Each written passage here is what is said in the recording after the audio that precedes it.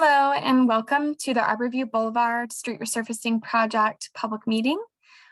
We are going to get started with a presentation here just after a couple of announcements about the technology that we are using. And one note is that this meeting is being recorded. It will be posted on the recording will be posted on the project website for anyone to view at a later time.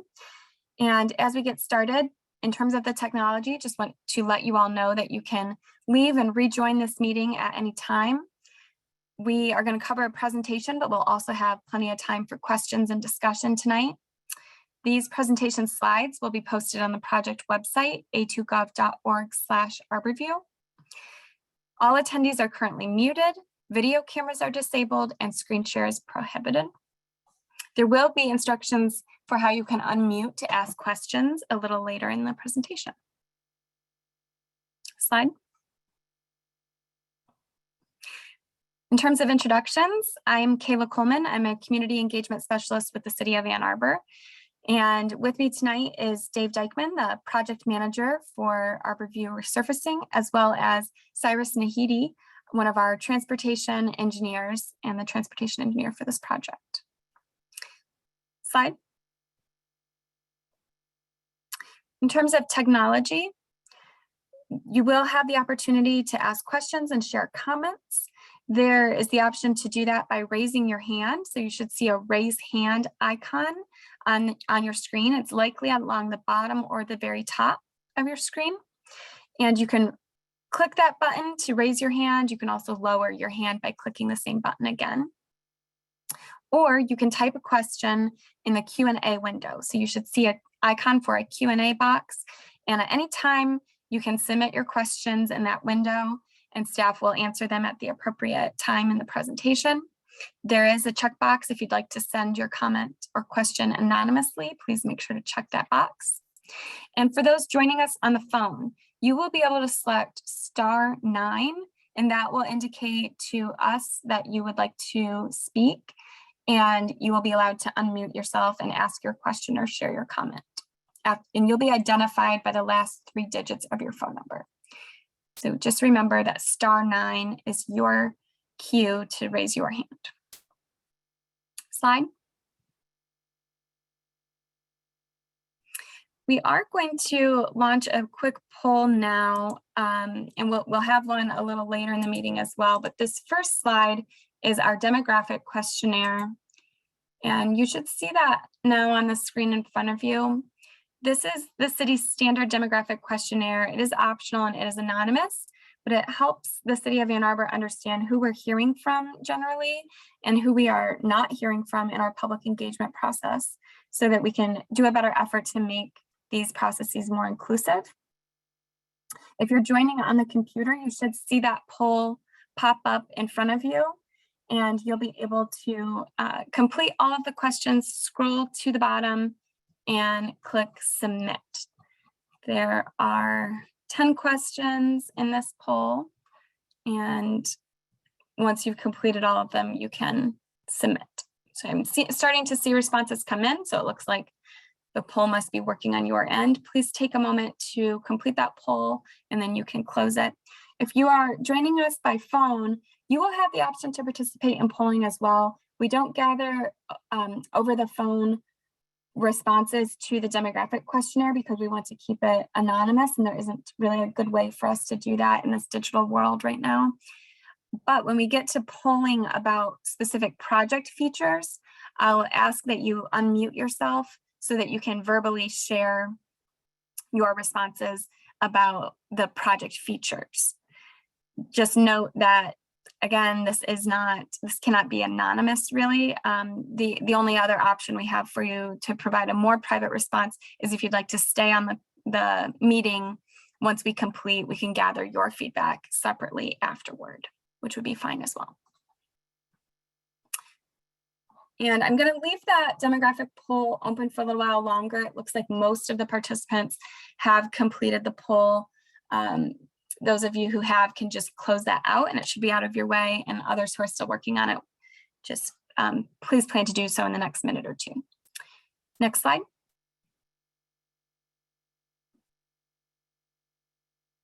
So some meeting norms for tonight. We always like to cover these in our public engagement process just to make sure that we are conducting a civic and productive engagement process. So we'd like to ask that you commit to learning and avoid speculation. Please ask questions if there's anything you are unsure about or curious about so that we can explore and learn about the issue together. We do want to hear from each of you. So if you are going to verbally ask questions, please raise your hand to speak and be recognized to talk. When you are speaking, we ask that you move to a quiet area and silence background sounds so that we have a chance to hear you loud and clear. And we're going to try to give everyone a chance to speak before taking a repeat speaker.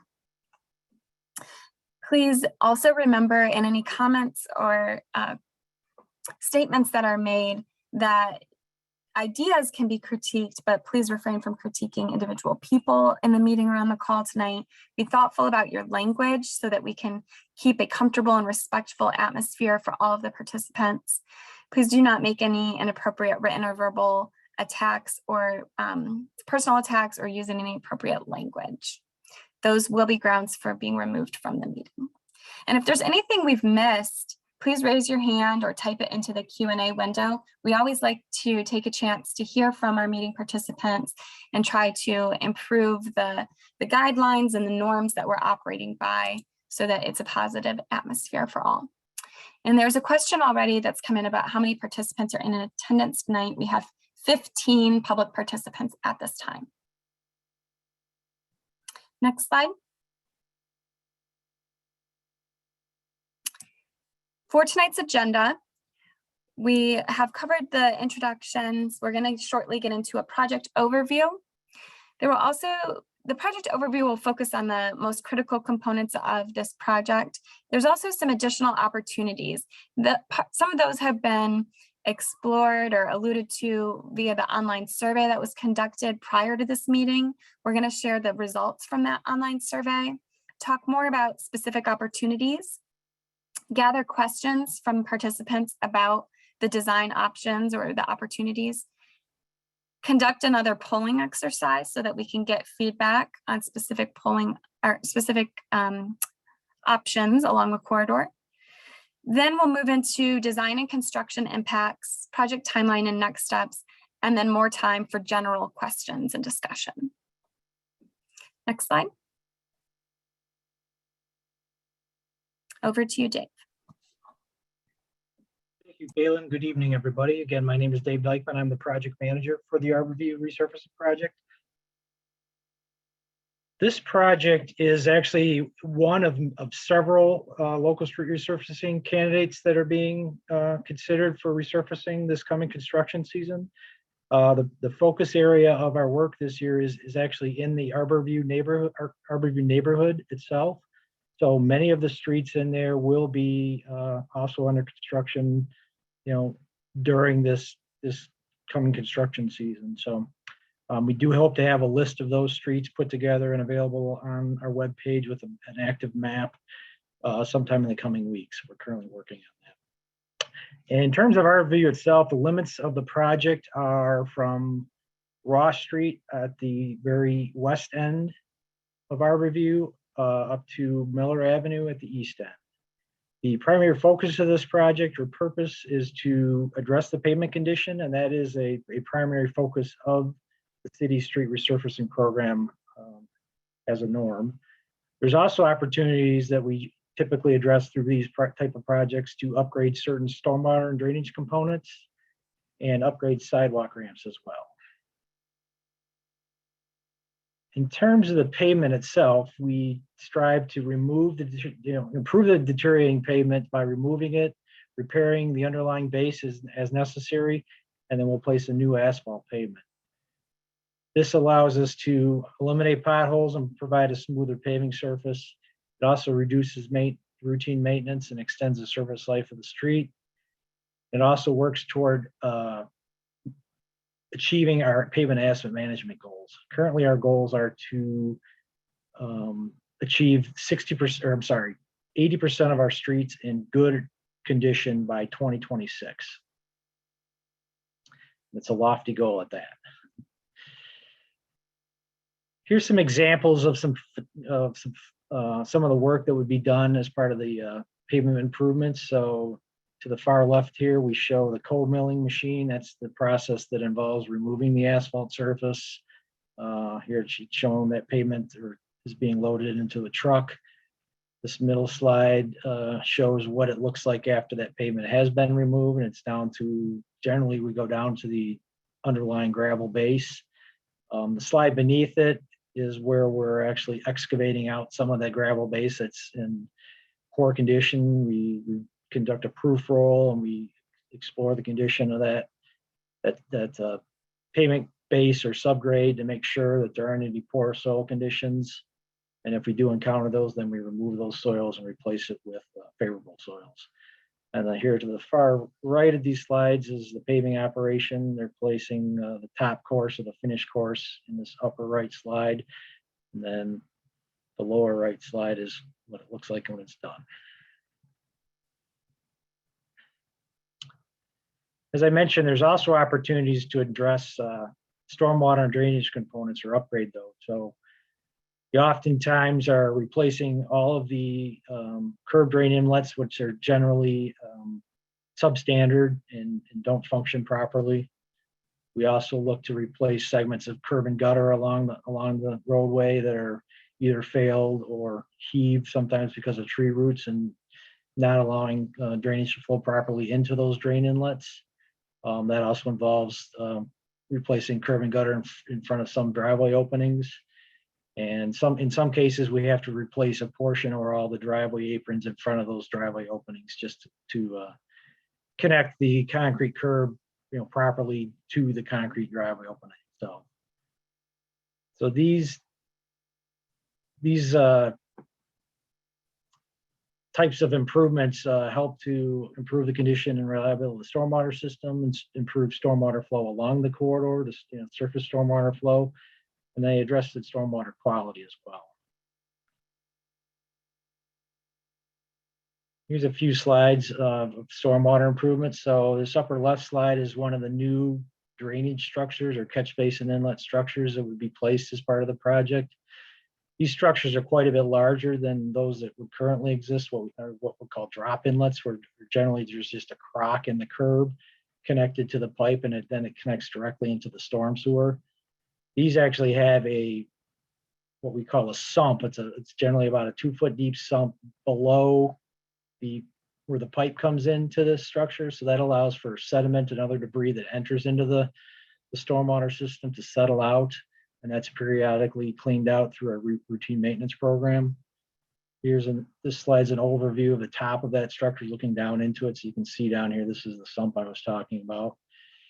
These next two slides in the center there are examples of driveway approach work where we're replacing the curb in front of a driveway apron and also the apron itself. And then the slide beneath that is the finished product after that's been poured. And then we also, like I mentioned, we do replace segments of curb along the street as well. And this is an example of some curb work that's being done on one of our projects recently. And then here's the example of the finished catch basin product before it's backfilled with suitable soils. Lastly, we look to upgrade the sidewalk ramps along the corridor. We do this by replacing or adding new sidewalk ramps. These are done to achieve compliance with the Americans with Disabilities Act standards and guidelines, and also to improve the condition and the continuity of the sidewalk system. So there may be ramps out there that have been improved in recent years that the condition is worn, and it warrants that we go in and replace those ramps. So could be potentially doing some of that work or adding new ramps along the corridor or upgrading ramps that are not currently compliant with ADA guidelines.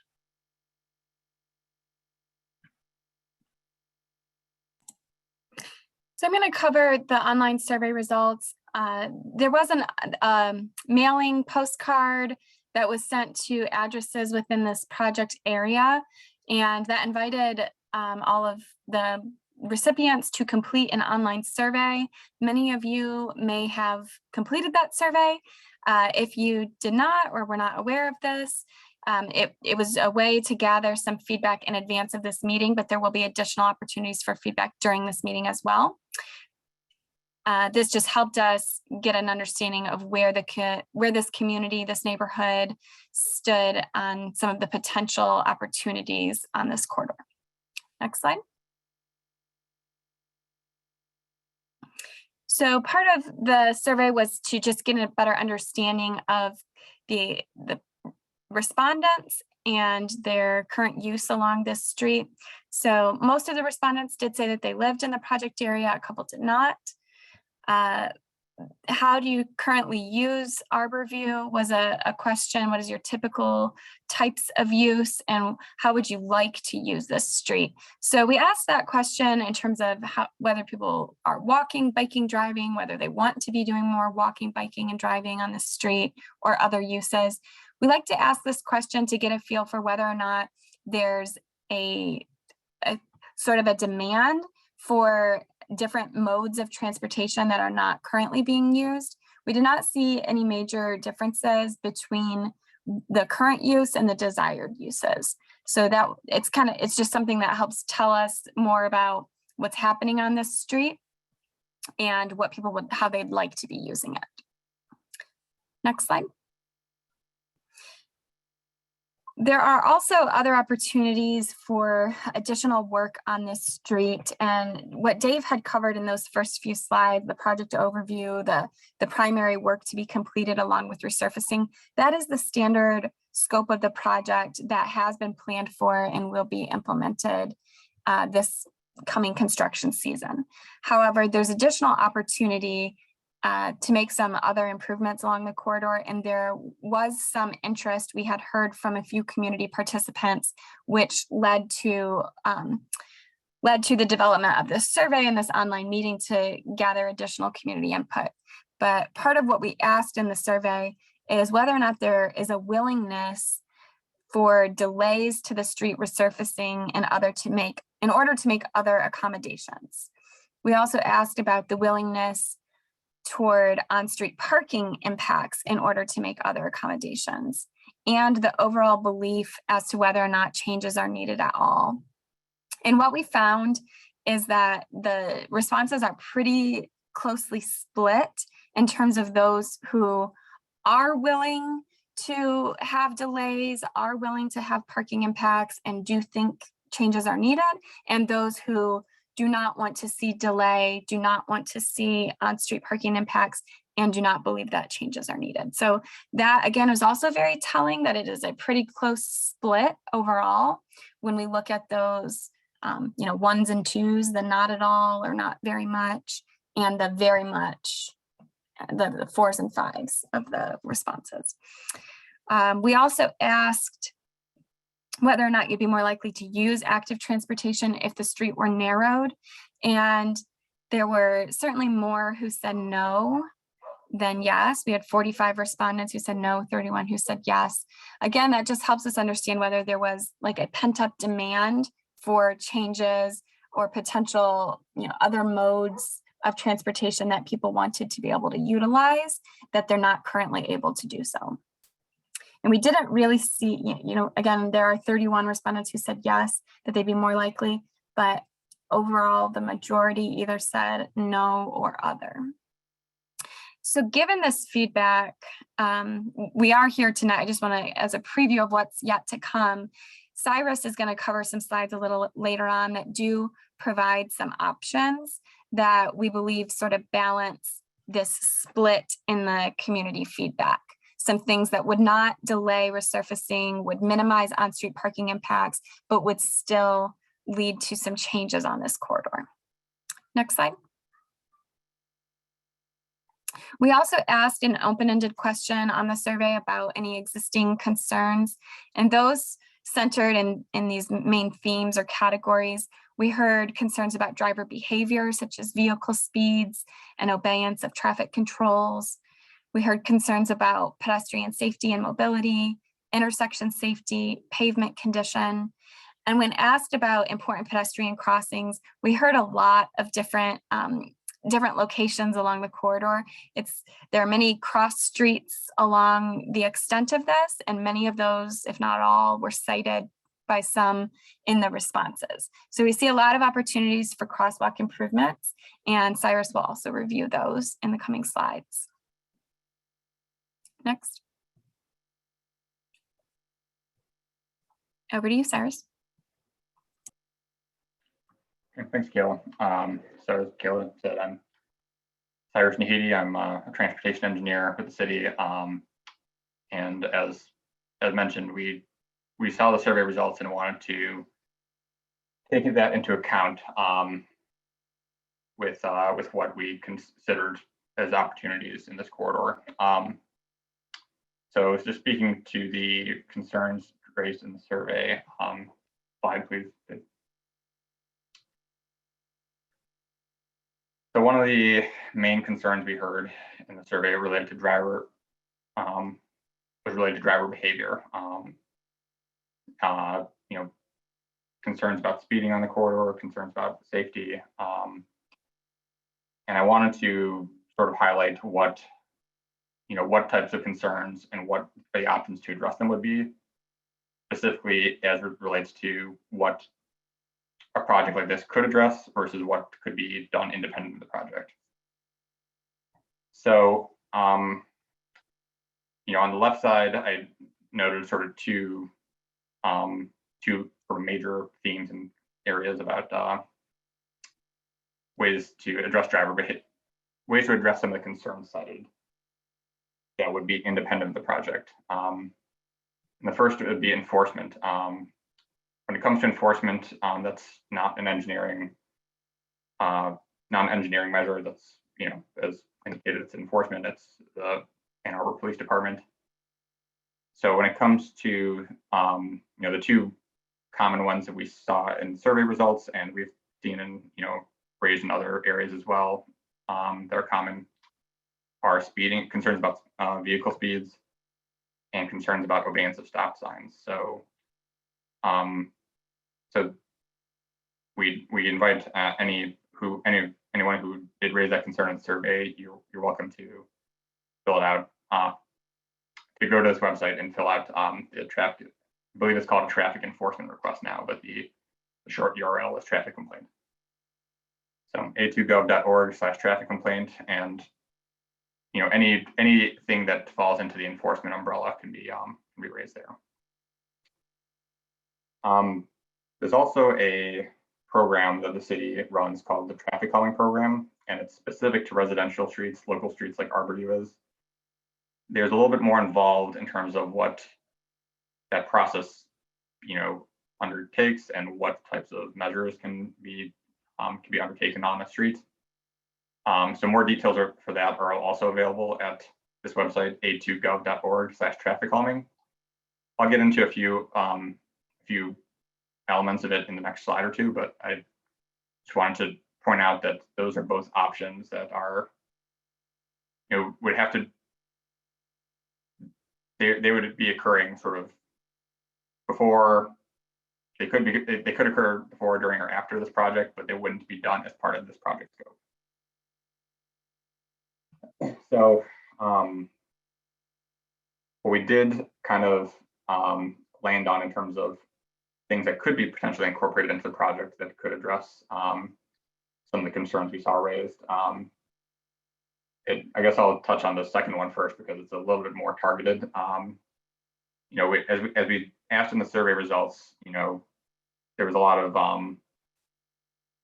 of concern about the project not being delayed in order to, you know, adjust curb lines, because a typical resurfacing program doesn't adjust the curbs; it just takes care of the pavement in between the curbs. That being said, in some locations, and I think one in particular at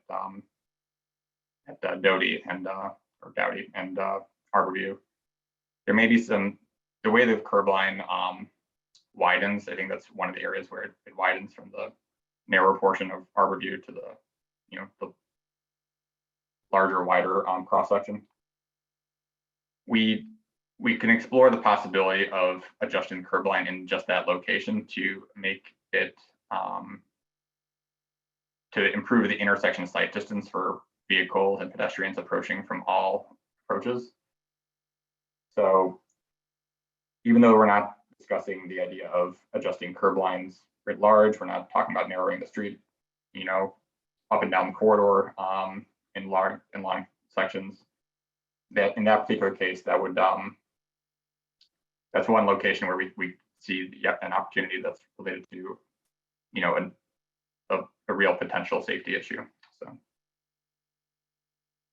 the other potential project incorporation, you know, there are no crosswalks on Arborview, and as Dave indicated, sorry, that's not true. The crosswalks are largely parallel with Arborview. So to actually cross Arborview, there aren't many opportunities to do that in a manner that's compliant with the ADA. So we wanted to consider the idea of adding crosswalks. And we also specifically, if we wanted to add crosswalks, one idea could be to bump out the crosswalks.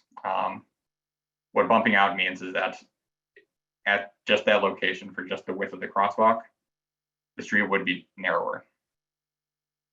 This has a few different impacts. One is that, you know, as noted here, it extends the curb lines and at those specific locations. It can slow traffic, and it's also a visibility. It creates better visibility for the pedestrian to oncoming drivers, and it shortens the distance that a pedestrian would have to cross. One of the reasons that we considered this, or that we are suggesting this here as a consideration, is that you know, another survey result related to, you know, one of the questions was related to parking impacts. And in terms of legal parking spaces, intersections and crosswalks are not actually legal parking spaces.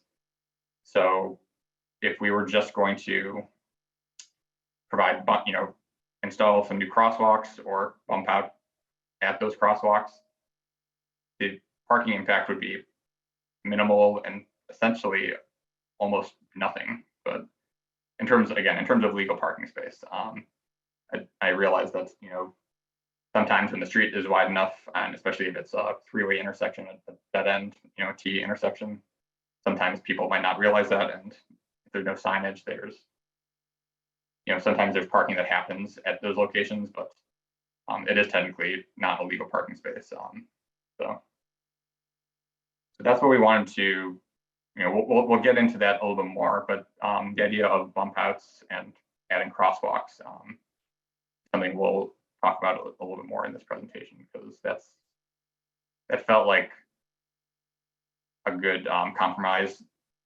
response to what we heard in the survey results. That being said, I do want to talk briefly. If you can go to the next slide, Dave. Talk about the traffic calming program a little more, because it is independent. You know, the traffic enforcement request form is a little bit more self-explanatory, whereas the traffic calming program has, you know, it's a little bit, there's a little bit, I think taking a few minutes to explain it might help, because it may be of interest to residents on the corridor. So that the traffic calming program is intended to address speeding concerns. Again, it's specific to local and residential streets. It's one thing that it can be a little bit hard to, you know, hard to explain, I guess, but the traffic calming program, that process is actually independent of the resurfacing program.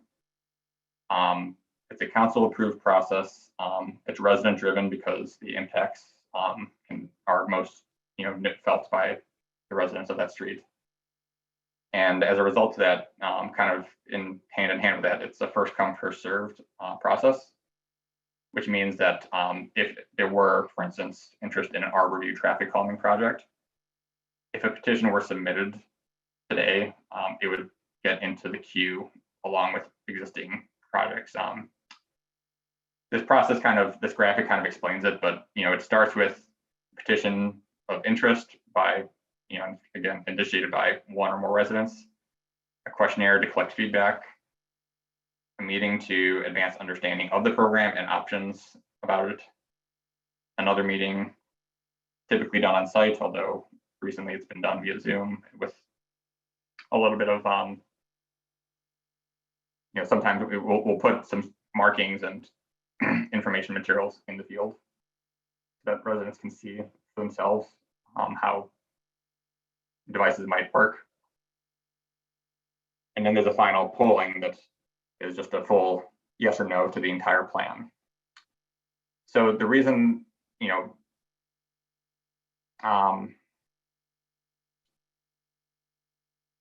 I guess, we'll get into this on the next slide with when we talk about what's involved, what types of devices are involved with traffic calming. But it's probably important to just appreciate that part of that is because of, they fall into two big categories. And that is things you drive over, those are vertical devices, and things you drive around. So on the right, what's kind of displayed there is a speed bump, or sorry, a bump out. So because the large majority of our traffic calming installations involve things you drive over, those vertical elements, and because there is that notable impact to the residential area, that's why this is a resident-driven process. That's why it involves a fair amount of input. So yeah, let's see.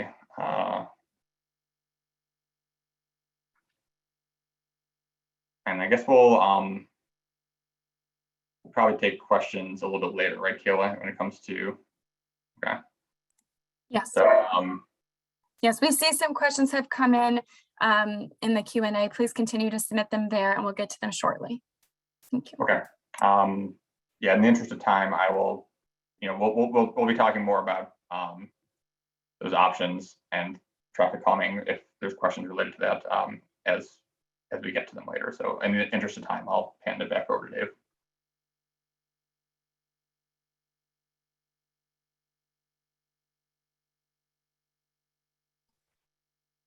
Cyrus. Also, as a part of the survey, we heard comments and concerns about pedestrian safety and mobility through the corridor. Primarily gaps that currently exist in the sidewalk system. There are 4 of those identified and they're shown on this slide. Starting from the west down at Ross Street, there's a gap on the south side, followed by a short stretch of sidewalk and then another gap just to the west of Bruce Street. And then there's another short segment of sidewalk, and then there's another gap at Dottie.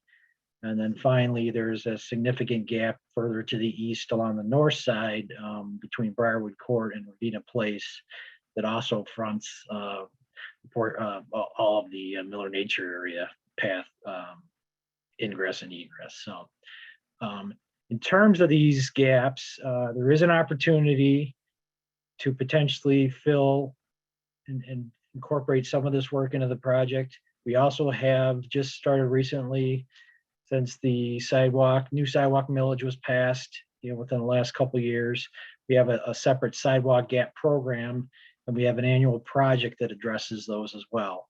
So we will be looking at the technical feasibility of addressing these gaps as a part of the project versus them being addressed in the future as part of the sidewalk gap filling program. There's a couple that we think that we can achieve. The ones to the west, where there's quite a bit of vegetation and there's some grade issues, are going to be somewhat more challenging and probably going to involve some more detailed design. So again, we'll examine each of these locations and determine what we can easily incorporate in the project from both an engineering standpoint and a cost standpoint.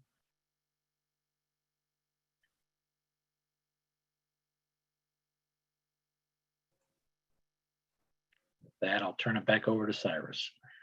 Yeah, and I'll just touch on this briefly since we did talk about it a little bit ahead of time, and in the interest of getting to questions, I'll try and be quicker here.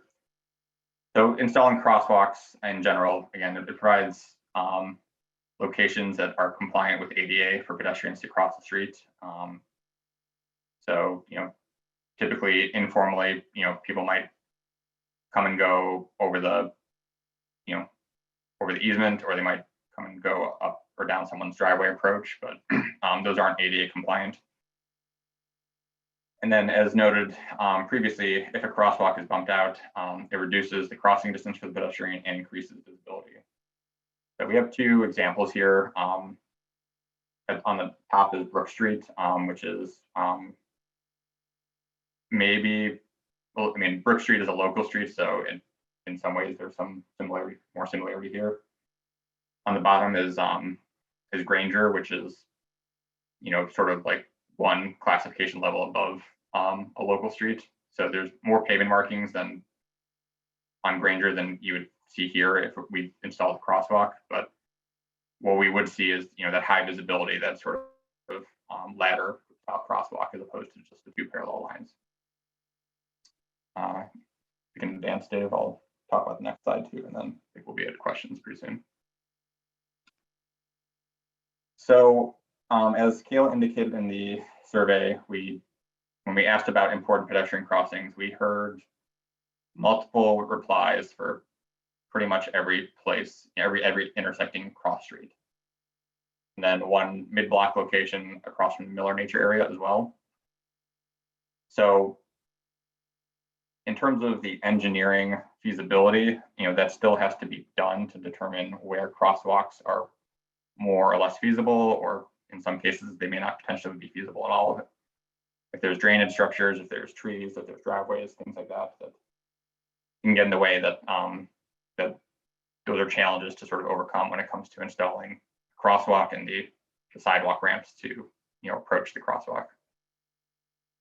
So what this slide kind of indicates is what we would consider taking a look at in terms of basically where crosswalks in theory could be placed. They're kind of lumped into three categories. One is there's an existing crosswalk, can we consider bumping it out? And again, there's a feasibility question there, depending on what structures are nearby, what drainage looks like. Some locations are better candidates for bumping out than others. So that's those locations bubbled in yellow. In a few cases, we would consider a new crosswalk. Those are those bubbled in green. So it's not currently a crosswalk. We'd consider installing a new crosswalk, and we'd also look at the feasibility of if a crosswalk can be installed, can it also be bumped out? And then on the far west side of the corridor, sort of the last cross street before the street ends at Ross, Bruce Street, if we were to install a crosswalk there, because the profile, the cross section of the street is lower, rather shorter, a crosswalk there would just likely be installed, and we wouldn't even consider bumping out because the street itself is narrow enough to not really consider bumping out as an option. And again, I guess it's important to sort of reiterate why we're looking at all these, because survey results indicated interest in all of them, because also we don't know if all of them will be feasible, and we believe that if we were going to install bumped out crosswalks, that might address some of the concerns raised in the survey regarding crossing, regarding speeding, while also minimizing parking impacts, since we did hear a pretty substantial response to minimize parking impacts. So nothing is determined yet, but from a feasibility standpoint, if we'll gather feedback from everyone here tonight, but these are the ones we consider looking at from a feasibility perspective. So the engineering feasibility is still to be determined, but I'll hand it back over to Dave to talk about what some of those cross sections might look like.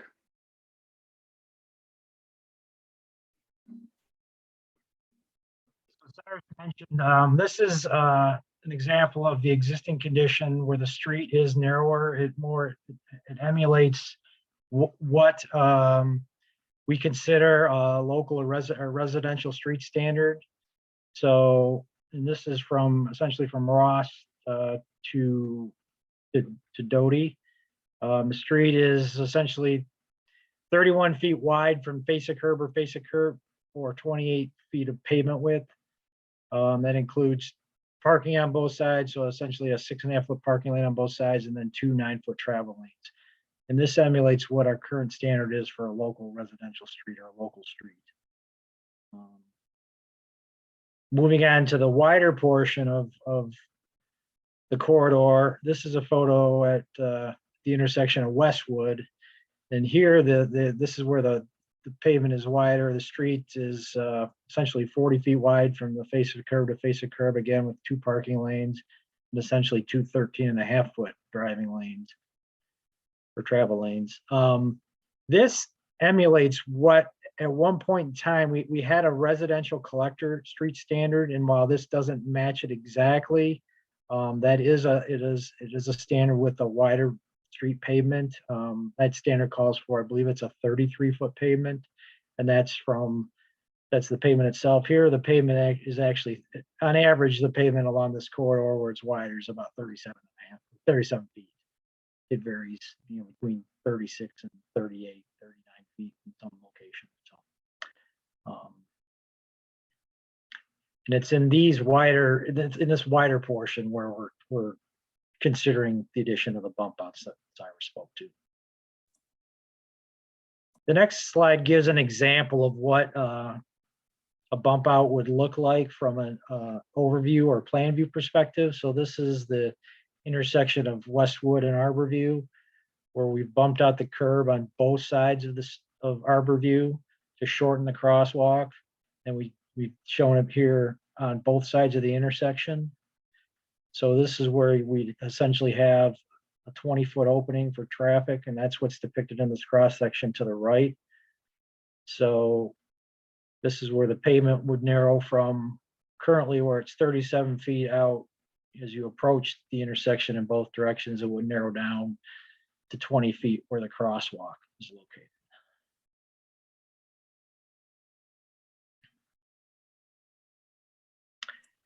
And with that, I think it's time for questions.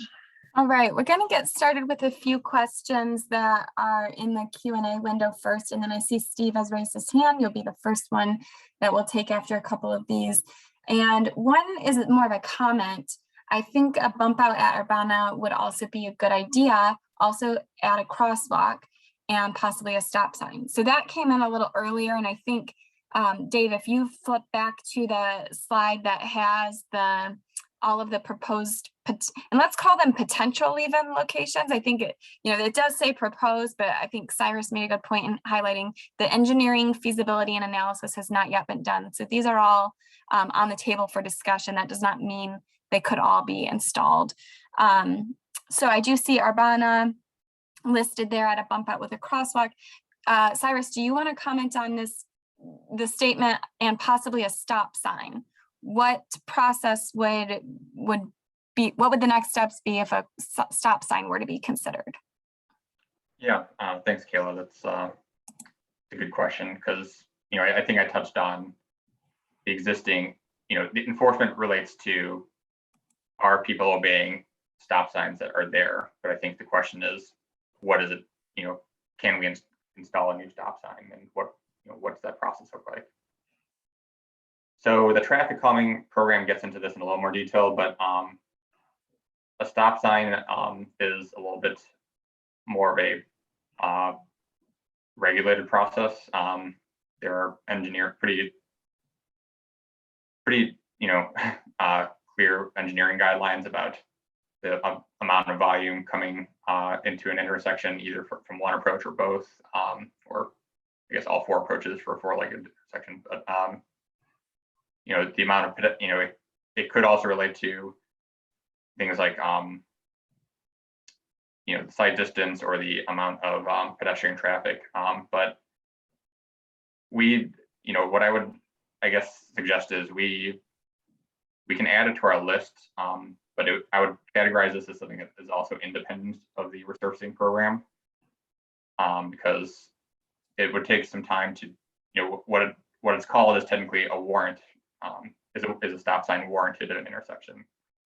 That's the federal term for it, and it would take a little bit of time to do that. We do get those requests, and we sort of, as they come in to the engineering, into the traffic and transportation engineering group, we perform those analyses. But we can take that request as it's noted here, and I think as is noted in the survey. But I would not see that as wedded to this project. The other thing that's important to know is a stop sign is more akin to a traffic signal in that it indicates who can travel and what movements can be made at any given time. Whereas other elements of the traffic calming program, vertical devices you drive over, things you drive around like bump outs, those are meant to sort of affect driver behavior. A stop sign is not really a traffic calming measure.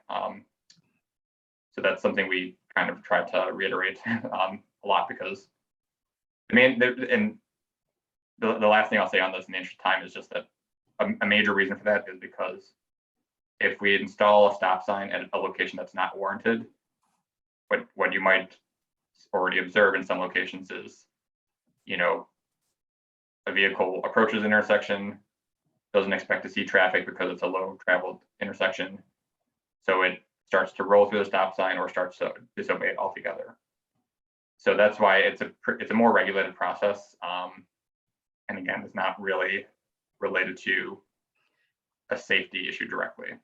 So if I can summarize, I think Cyrus has said are we taking this request for Arbana to be investigated through the warrant sidewalk or the stop sign warrant analysis as an independent item from this project? Or is there anything further that individual needs to do to follow up to request that?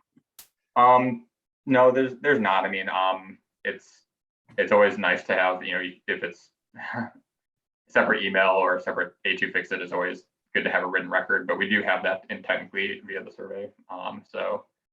Okay, so the individual who submitted that comment marked their comment as anonymous. If you'd like to email Dave Dykman, who's the project manager, the contact information is on the project website. Please do, so that we can have additional record of this, but it sounds like we will be able to move forward based on what we've heard so far. We're going to keep us moving along. We've got quite a few questions to get through and a lot yet to do tonight. So the next question is about snow removal. Cyrus, could you address, this speaks to a statement that Arborview is wide in the summer and in the winter can become more cramped when cars are parked on both sides and plows come through. And in part, I think Cyrus has addressed that with the bump outs at the intersection locations where parking is not legally allowable, there's less of the concern for bump out parking and the snowbank encroachment.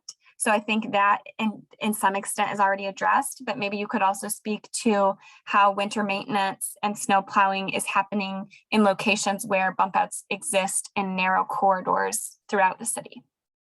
Yeah, thanks, Kayla. Dave, if you could take back, I think just one slide would be helpful. So the top example on Brook Street is a bumped out location that has the signage to indicate to plows about where the curb line changes. So that's meant to address a number of things as a warning, but winter maintenance is a key element of that. And Kayla, I think, kind of summarized the other point of it pretty well, which is that as you can kind of see in this example, that entire curb to curb of the narrower section is winter maintenance is sort of, I guess on Arborview right now, it would take multiple passes to clear it out curb to curb because it's so wide. When it's narrower like this, I mean, that's sort of the minimum that will be done. So I think it's fair to say that, I mean, the intended winter maintenance would be to clear out the entire curb to curb of those narrower locations. It's possible in the wider stretches. I think what you observed, or what was noted in the comment about snowbanks and that type of thing. That would probably still exist in the wider locations, but the narrower locations would be more cleared out on a curb to curb basis. All right, thank you, Cyrus. Steve, let's go ahead and take your verbal question. I see your hand raised. You should now be able to unmute yourself and ask your question or share your comment. Thank you. Can you hear me? Yes, we can. First, a comment. Thank you for giving a priority to the repaving of Arborview. It desperately needs it. And so we are very pleased that the city is doing this. I have a couple of questions relating to biking on Arborview, and then a third brief question as well. My two questions relating to biking are, is there any plan to put bike lanes in as part of the project? And the second question is, in your experience, what impact do the crosswalk bump outs have on bike safety as the road narrows, and then a biker might have to compete with a car for that narrower space? And then my third question is a more general one. In terms of the construction of the road, in terms that a layperson like us might understand, what kinds of construction techniques will there be to create the longest lasting, flat and viable surface for the road so it won't deteriorate? Great. Thank you, Steve, for those questions. Your first question about the potential for plans for bikes as part of this project, I'm going to ask Cyrus to address the plans for bikes along with the question that has come in with in the Q&A window that says, would there be room for a painted two-way bike lane on the 37-foot wide pavement? That is compatible with the bump outs? Could you take these couple of questions about bikes together and address whether there are any specific considerations? Yeah, I think that's a good idea. They're related enough. So this is actually a good slide to use as a reference point because the bottom picture shows Granger Avenue and what's called an advisory bike lane. Granger Avenue, as I noted, is technically a different classification. The street above it, Brook Street, and Arborview as you see it now. The vast majority of local streets, the only pavement markings we place on them are related to crosswalks. Granger Avenue again is slightly different classification of street. It's I think it's kind of in lines with almost like 7th Street in terms of the federal road classification, even though there's obviously differences between the streets. But so the city went through a transportation plan update recently, and a lot of the focus was on major streets because from a safety standpoint, not to dismiss, there are certainly safety issues on local streets. There's concerns. Not everything is reacting to what has occurred, but thankfully, we haven't had any fatalities or any severe injuries on streets that have a 25-mile-per-hour speed limit, which is by and large our local roads.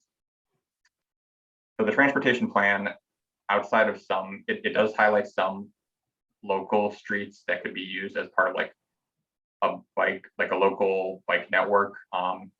Arborview isn't one of them, and I think it has to do with the network that it connects to and from. But I think there's nearby the streets escaping me off the top of my head, but being sort of just south of it, kind of closer to West Park. There's a local street that's identified as a potential through street and in that case, it still would not really be, again, pavement markings. It'd be more of a signage, like a local alternative to biking on one of our major corridors. So the you know, the transportation plan doesn't really recommend getting into adding that level of facility on a local street. It has to do with, again, a few things: the speed of traffic, the level, the volume of traffic. And I think that this actually kind of segs into the second, or I forget if it was the first or second question, but the other part of the bike question, which is how bump outs and bikes and biking activities sort of, what trade-offs or overlap is there. So it's a point well taken, because on our major streets we have had locations where a bump out is placed before a larger capital project like resurfacing occurs, and it's it's on a higher traffic facility, higher speed limit, and then it feels like a bit more of a pinch. When those two are coordinated, that tends to happen less, but we tend to put the emphasis on keeping a bump out wide enough for vehicle lanes in both directions and bike lanes in both directions. The emphasis on doing that is for a major street for that reason, because it's a higher speed facility, higher volume facility. There is the potential for a bump out to be, a different width than what Dave indicated on a local street.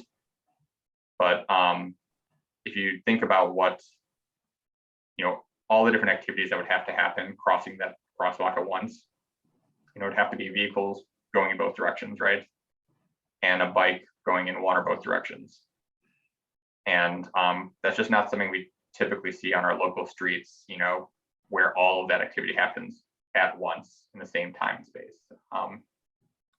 So it's an issue we've observed throughout the city, but more so on major streets. So on a local street, from a safety perspective, the guidance would suggest to make it narrower rather than wider to accommodate all vehicle and bike activity, because the likelihood of all those happening at once, kind of getting in, I think this is maybe unstated in all these discussions about wide streets and narrow crosswalks and things like that, but the wider a street is, that means there's more capacity to, and thus sort of a perception that, a vehicle can drive faster because there's no vehicles around them. There's no traffic to compete with. So that would be the sort of, that's the argument against, keeping the crosswalks too wide. So on our recommendation on a local street would be for it to be the cross section that Dave showed for that reason. Okay, so I think Cyrus did answer the question about the one that came in through the Q&A, the question about the painted two-way bike lane, and quick summary, the answer was that is not recommended for a local street like Arborview. The question about the impact of bump outs on bike safety and competition with a car for a narrower space, I hope that was clear as what Cyrus just explained, that overall it's an unlikely instance where cars are going in both directions as well as bikes through that particular space, I believe was Cyrus's point, as well as the improved safety benefit from typically bump outs help slow the traffic on the street overall, and that would improve the environment for bicyclists.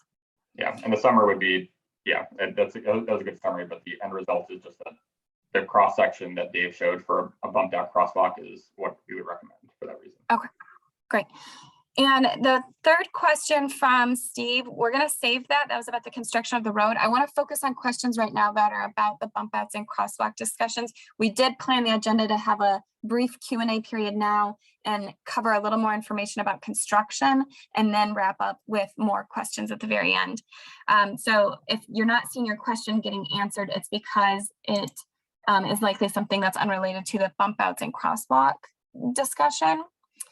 And the next item that I wanted to get to was about the sidewalk, which Yeah, we can hold that one as well. Sorry, just checking what all we have. Let's look at this question from Nancy about drainage. So in heavy downpours, the water white caps down Arborview, what would be provided to deter water from pooling and flooding the pre-bump out curb? So if you could speak to the drainage, I guess either Dave or Cyrus, about the drainage considerations and stormwater management around bump outs. So there may be a need to make some drainage modifications along the corridor to address those instances.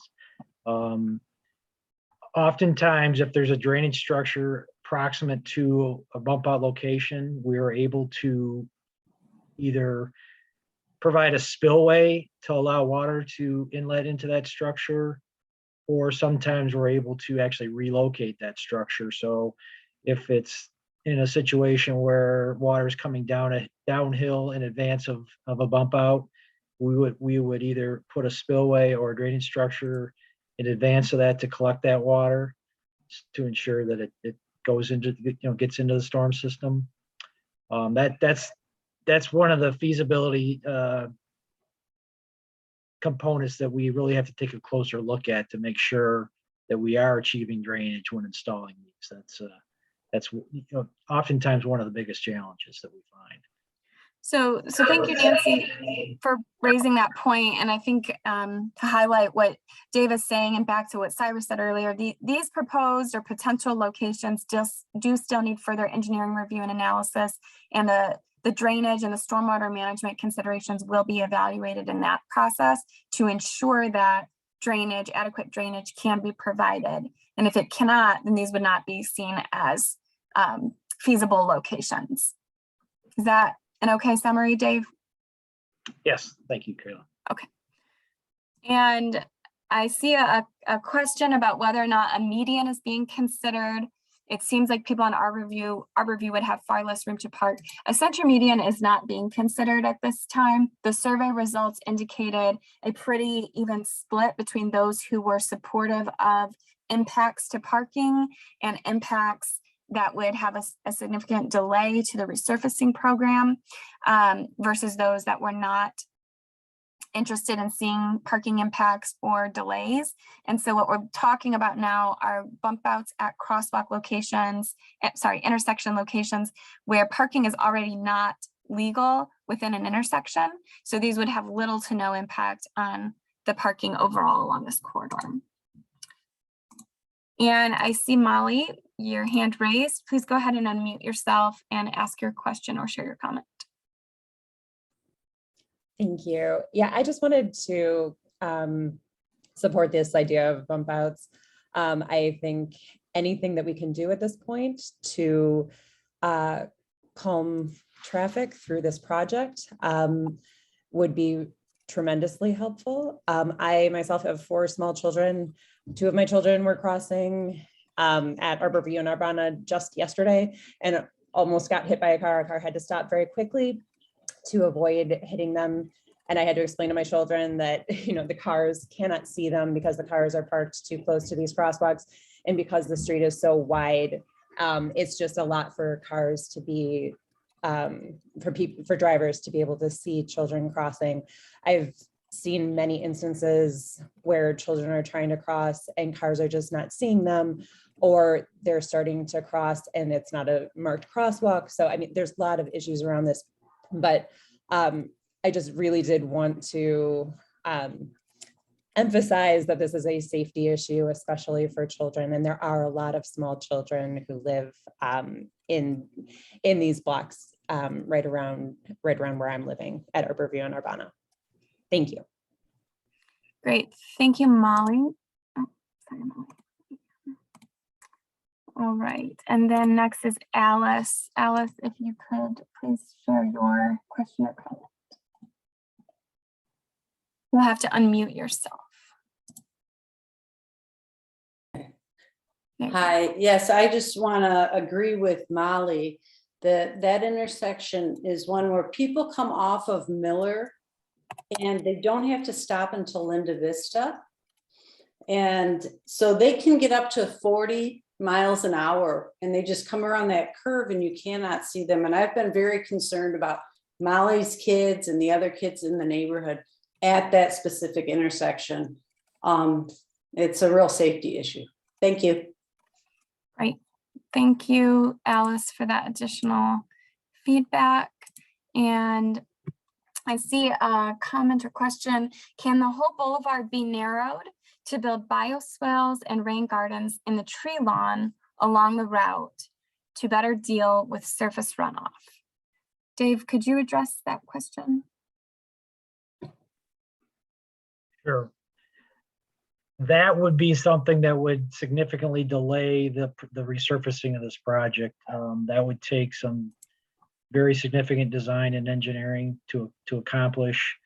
And the budget to do that right now is not aligned, or, that project's not even considered in our capital improvements plan, which would have to be put in the capital improvements plan because there'd be various funding sources necessary to accomplish that. We would need stormwater funds, probably some utility funds, stormwater management funds.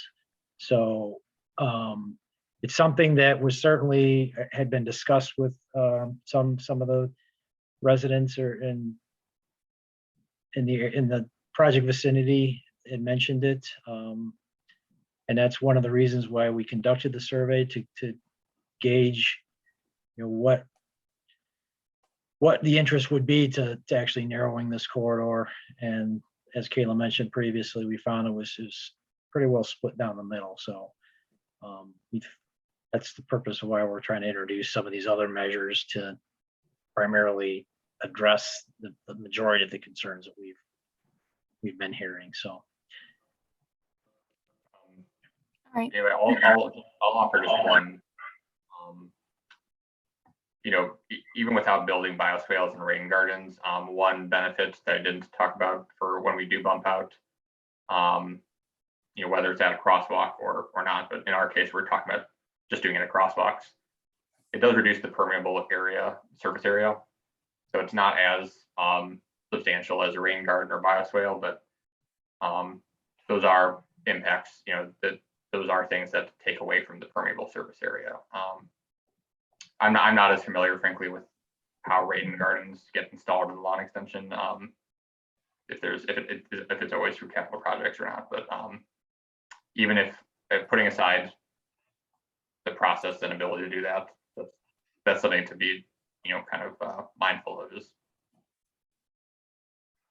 that could, there would be an impact, a positive impact for stormwater if we reduce the permeable surface area by bump outs.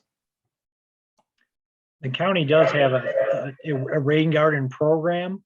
So if it's feasible, if there's room in the lawn extension and residents have the desire to install a rain garden in the lawn extension, we're certainly willing to work with those residents. There are measures that can be done, such as putting an opening in a curb to allow water, stormwater runoff on the surface to enter that rain garden. So there's certainly, that would be a viable option that we really hadn't considered, if we're not really speaking to tonight. But I guess if there's interest from residents along the corridor to do something like that, feel free to reach out to me. We can discuss it further.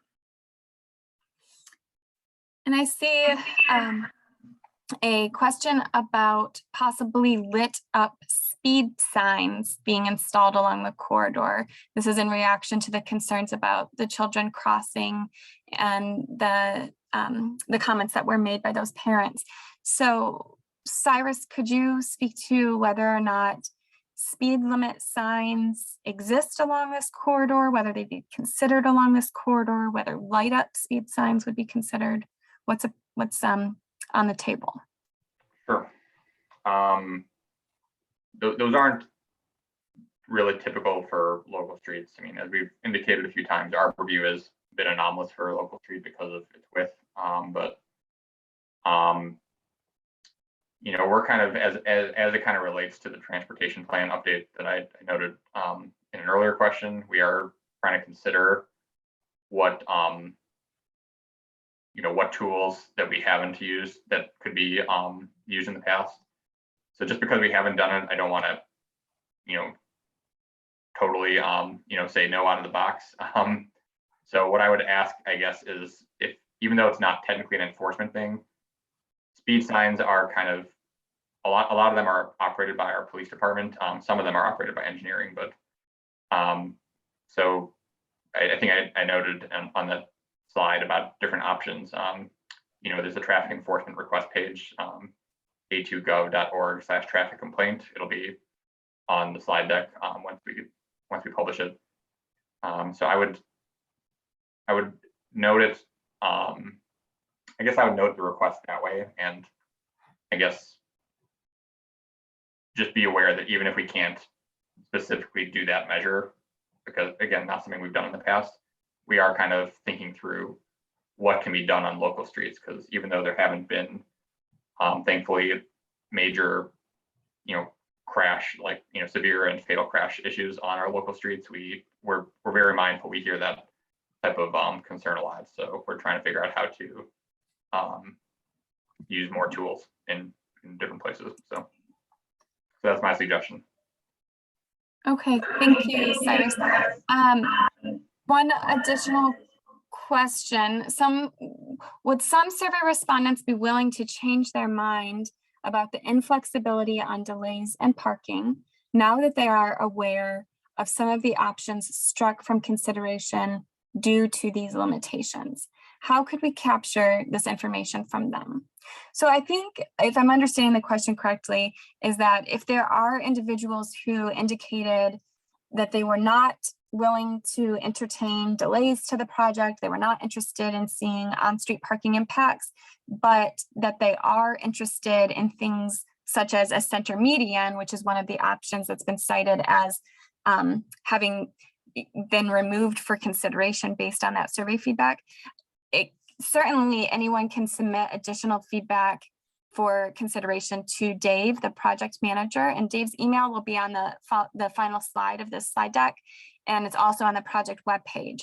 So if there are individuals who want to express support for an individual, a certain type of feature along the corridor, I think that's probably your best route to submit additional feedback that wasn't collected through the survey. We are going to move into a polling exercise here in just a minute, but it's not going to capture this specific feedback that's referenced, this idea of like a change in sentiment from the online survey. I see a couple of questions about sidewalks. I'm still going to hold off on those. Let me read this one. Sewer lines, we'll hold off on that too. So, all right, let's move into, I think that wraps up all the questions we've received that are in reference to the bump out features or the crosswalk features. And if you can move to the next slide, Dave. We're going to go back to polling. And so those who were here at the start of the meeting that completed your demographic questionnaire, it's the same polling process. It doesn't look like we have anyone on the phone at this point. It appears that all of our participants are through the computer. So if that's correct, you'll be able to access the poll. As soon as I open it here in a minute, it's going to show up on your screen, and you'll be able to respond to all the questions, scroll all the way to the bottom and click submit. It's a blue button at the bottom. If anyone is on the phone and they're just coming through differently, then you'll need to press *9 to let me know that, that you are interested in contributing to the poll. Next slide. So the question that we're asking is whether or not you each support, whether each participant on this call tonight supports staff moving forward with the engineering analysis to determine feasibility of a bump out and/or crosswalk installation at each of the locations discussed. So I'm going to open this poll, which includes all of the locations Cyrus reviewed. And there's also a question at the very end that's an overall question of whether or not, let's see, it's worded, overall, are you interested in staff moving forward to develop a plan for this corridor, a plan including bump outs and crosswalks to address these concerns. But you are also given the option to say, do you support each location individually? Yes, no, no opinion, or undecided. So I'm launching that now. You should see it on your screen. As you're working on that, the other things I want to note is that we are not taking a vote tonight. This isn't a final decision-making process. Once the results come in, I will share the results tonight for transparency and for you to see immediately the sense of what we're hearing. But please also know that we received pretty substantial public input through the online survey. We've received some emails. There's guidance overall about transportation planning and engineering that is part of the city's transportation master plan that will be considered. There's engineering best practices and engineering feasibility that's yet to be reviewed. So I just state all of this sort of as a disclaimer to let all of the participants know that there's other facets of the decision-making process. But this feedback will help staff to better understand if there are certain areas that are more supported than others, that can direct where we focus in and look for opportunities to make improvements. I've got 6 responses so far, 7, and at this time we have 17 participants in the meeting.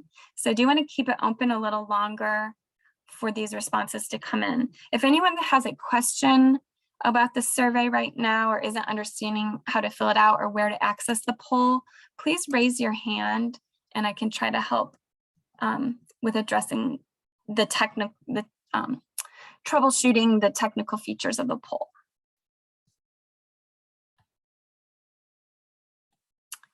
And again, we're at 9 responses, still waiting for a few to come in.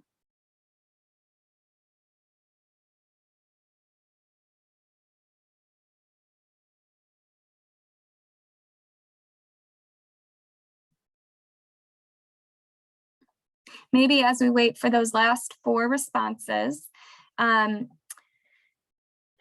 Cyrus, this one refers to the transportation plan, so I'm thinking it's probably going to be you. Does the transportation plan take into account planning for extreme rainfalls expected in a changed climate? Arborview runs on top of Allen Creek, so nature will always flow its water there. If we are spending money on a project now, is it sufficient for future weather events? So I guess I'm not sure if that's Cyrus or Dave. It sort of sounds more related to what Dave answered before in terms of stormwater and drainage considerations, but Cyrus, please jump in if you've got. Yeah, I can offer an answer, and I'm sure Dave can add to it because I don't have all the technical expertise to answer that.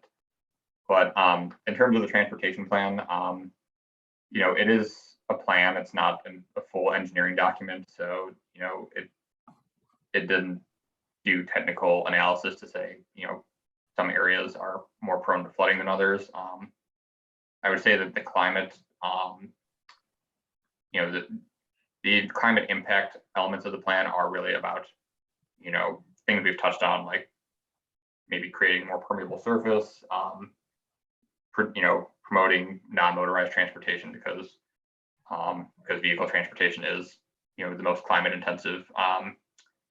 So it doesn't like identify individual streets to say, here's where we would expect, a larger climate impact because of changed climate. Okay. Dave, is there anything you need to add to that? Or is that sufficient? I think he's covered it. I'm sorry, I didn't hear you. I'm sorry, I think he's covered it. Okay. All right, thank you. So I'm going to go ahead and end the poll. It looks like all of our meeting participants have completed the poll. You should be seeing the results on your screen now. If for any reason they're not coming through, I'm going to go ahead and review them anyways. So we asked about each location at Westwood. It looks like 100% have said yes, they support that location. At Wilton, it's a little more split. So this shows 10 participants or 59% said yes. Just 1 said no, and 6 or 35% said no opinion or undecided. So that's one that's certainly maybe a little more questionable. Between North Ravenna Boulevard and North Ravenna Place intersection, we have 15 respondents or 88% who said yes. At Wesley Street intersection, we have 14 respondents or 82% who said yes. At Urbana Drive, 14 respondents, 82% yes. Doty Ave intersection, that's 12 respondents or 71% that said yes. I'm just hitting the summary in the interest of time. The vicinity of the Miller Nature area, we have 14 respondents or 82% who said yes. Paul Street intersection, 11 respondents or 65% who said yes. Bruce Street, 11 or 65 yes. And 100% overall, are you interested in a plan for bump out and crosswalks? So I think that's really helpful. I imagine this is really informative for our engineering staff as they move forward with the feasibility analysis to get a better idea of where the interests lie. I'm gonna let Dave now finish up with a few more slides about what to expect during construction. We're going to try to end as close as we can to 8:30. That was our scheduled end time, but we know we do still have a couple questions to circle back to that have already come in through the Q&A and through the discussions. Go ahead, Dave.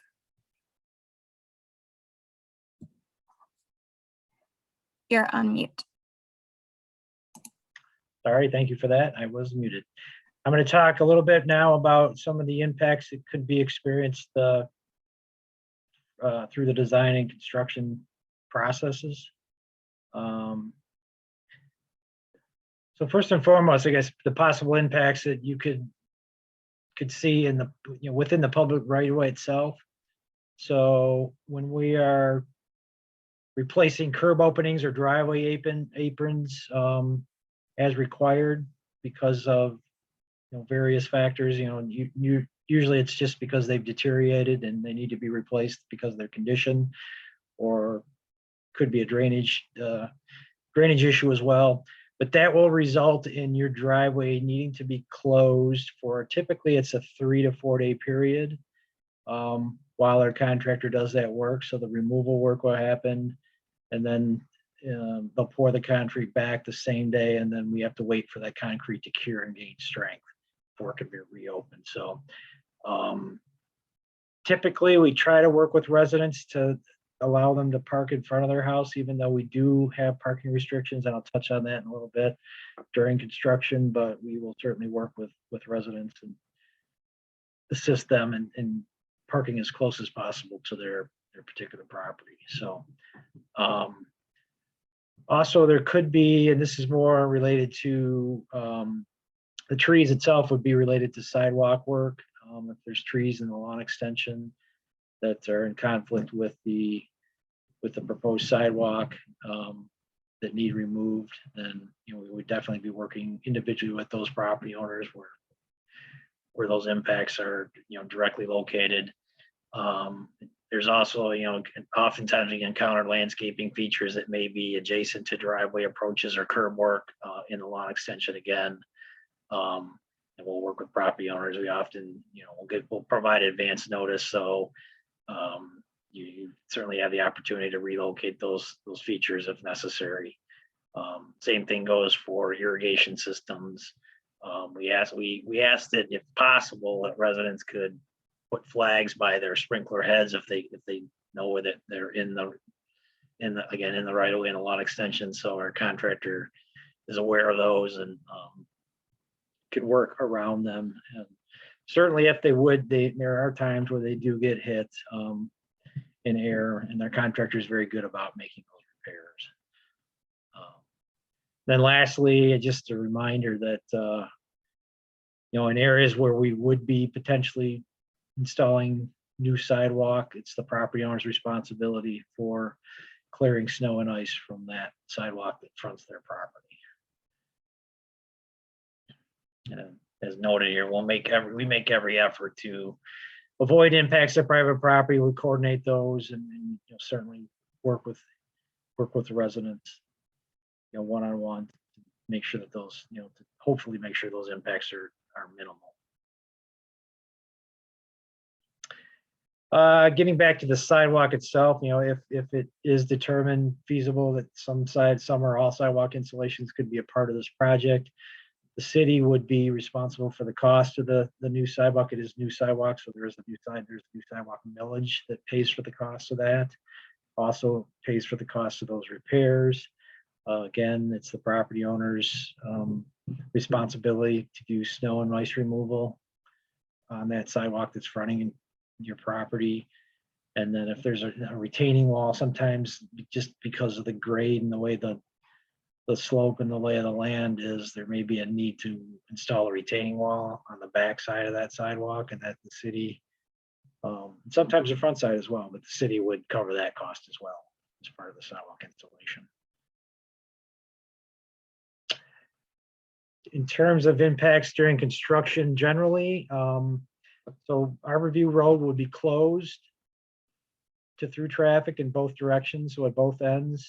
And there'd be road closure signs, similar to what's shown here, road closed to through traffic. But local access for residents will be maintained throughout the construction. There may be times where there's certain delays, especially during the paving operations. But we work very closely with residents to be certain that you're able to have access to your properties.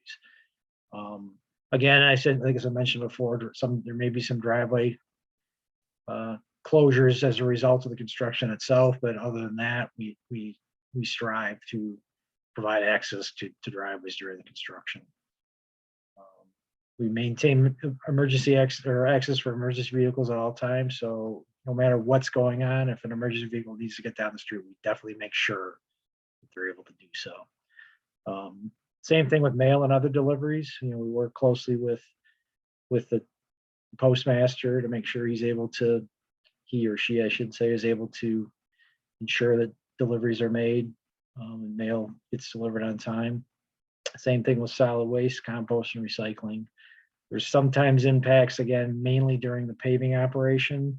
And when that's occurring, if we happen to be paving on a day where that is being, those items are being collected, we try to avoid it if we can, but sometimes the weather doesn't play in our favor and we have to pave on a day where there's solid waste, compost, and recycling pickup, and we usually try to schedule that early in the day, even before the contractor gets started working is our ultimate goal. So we do ask that residents put their containers out the night before just to make sure that they are there. So if there is an early morning pickup scheduled, that those containers are out and they're able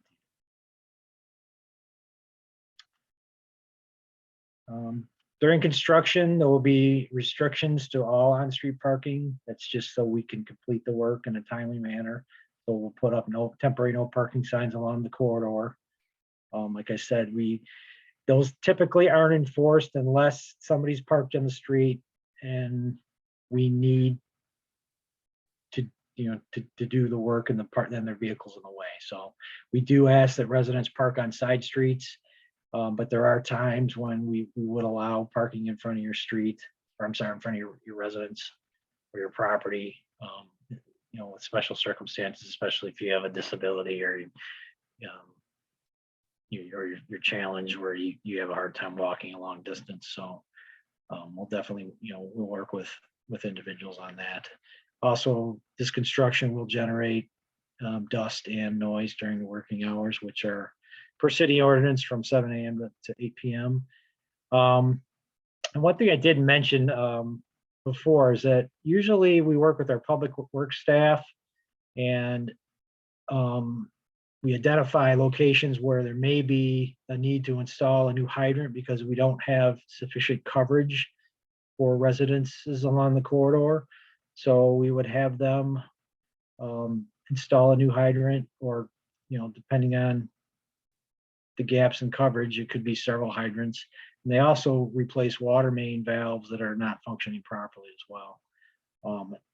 If that would be the case, and then we are in the process of actually identifying where the gaps are and the valves that possibly need to be replaced on this corridor, our public works staff would be doing that when they would be providing notice when those shutdowns occur in order to complete that work.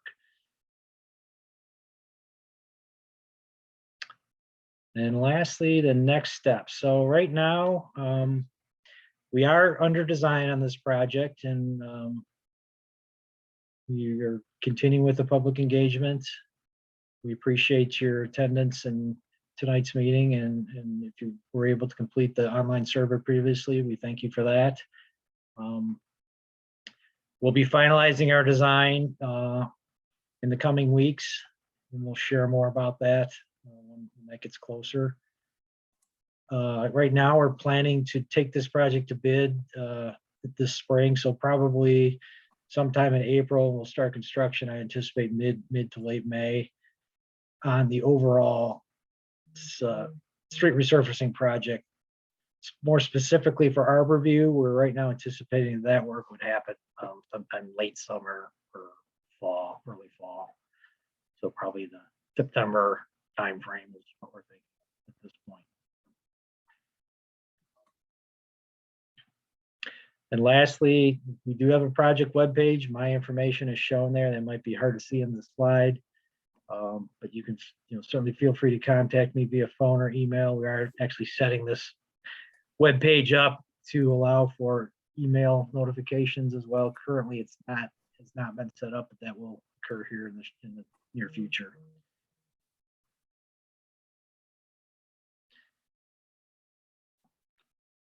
And we've been recording this meeting, so we will post the meeting on that recording on our website and the survey results as well within a week of tonight's meeting.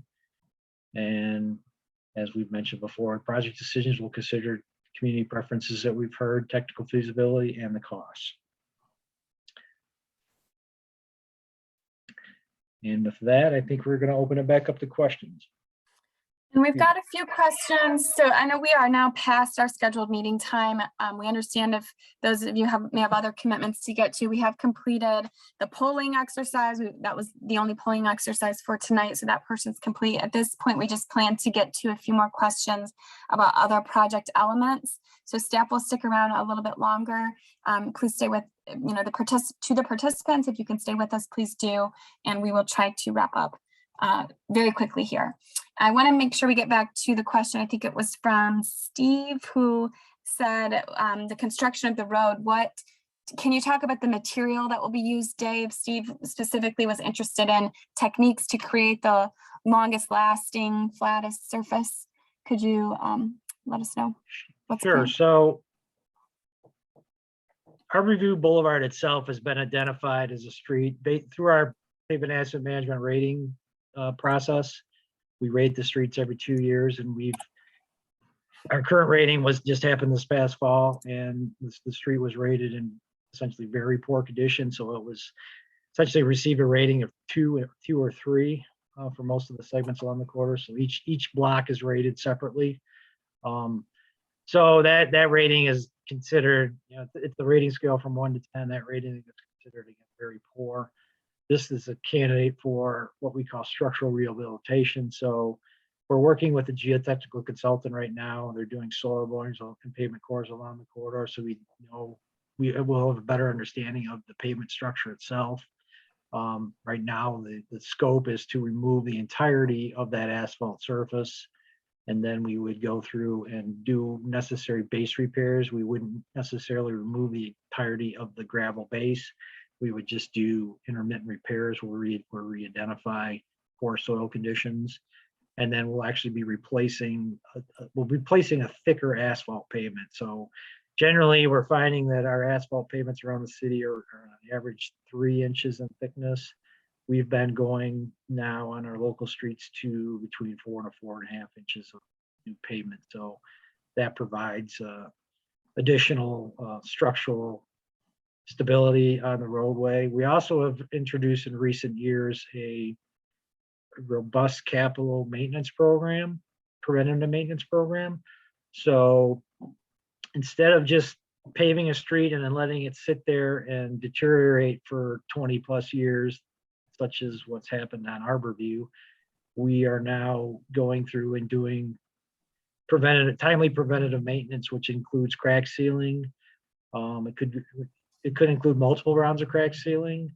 And then depending on how that pavement continues to deteriorate, there's no way we can stop pavement from deteriorating altogether. It's just the nature of it. But we now have been doing various types of surface treatments to extend the the service life of those pavements and get, more longevity out of our street system. So that, that itself helps, to achieve some of the goals that we've identified in our pavement asset management program.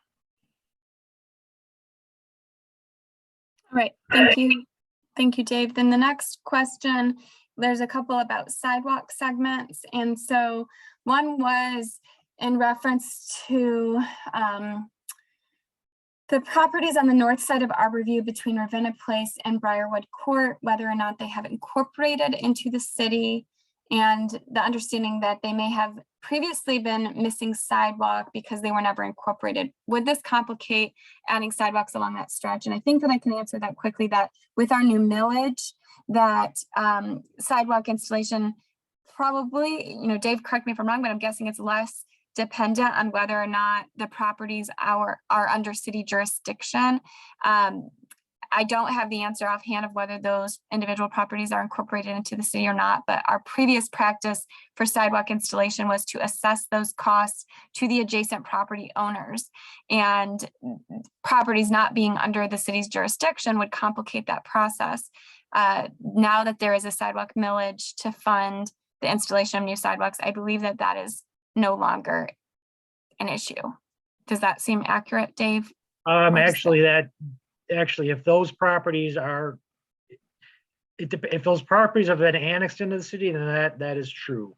Okay. If those properties remain unannexed parcels and are township, likely township parcels, then they don't pay property taxes. So no, then we wouldn't be able to use sidewalk millage monies, new sidewalk millage monies for that purpose. Okay. Do we know if those have? We'll be looking into that as part of our feasibility analysis. Okay. So All right. the same holds true with the sidewalk in front of the Miller Nature area. That's a Parks property. So we need to be certain that Parks is able to provide funding for that portion of this new sidewalk. Okay. Well, great question. Sounds like it's something we're still looking into and will be considered. Another sidewalk related question, has there been consideration of adding the missing sidewalk segment south side along Miller Nature area in the existing roadway? This would help to narrow the roadway in the area along with close the sidewalk gap. So it sounds like kind of creating a bump out for the sidewalk, maybe what's suggested there.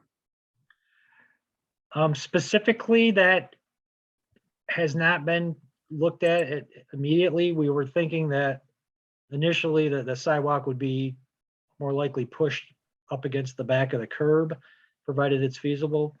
The cost of doing that could be prohibitive, but it's certainly something that we could look at. I wouldn't rule it out. Okay. And a couple of questions about other resurfacing. So when Noah, I see the question about whether or not Ross has been added to the repavement plan. Is this in the scope of the project? And if you could address that, Dave, as well as are any of the side streets going to be resurfaced at the same time as Arborview? I think that kind of adds on to the same question. Ross is a candidate for resurfacing. It's being included in the project as well as some of the other side streets. We're currently working on a schedule for the work. It's likely that we will do our Arborview last, but we're looking at all the logistics right now to determine how to best address, address the pavements in all of these streets. So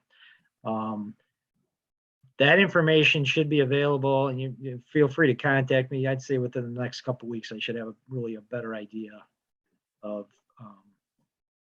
how we're going to essentially group the streets and phase the construction. Okay, and can you speak to this question about sewage smells from major lines that run down Arborview, and whether or not there's any opportunity during resurfacing to investigate the sewer lines to improve on that issue? Could that occur while investigating the soil substrate? I know there is a major sanitary sewer project for the Arborview neighborhood. I believe that project's been delayed. There's currently easement acquisitions ongoing. And it's my understanding that that project will help to address some of those odors that are noticeable along the corridor and even in the general vicinity of the neighborhood, I would imagine. So again, you can contact me. I can provide information and about that project and put you in contact with the project manager.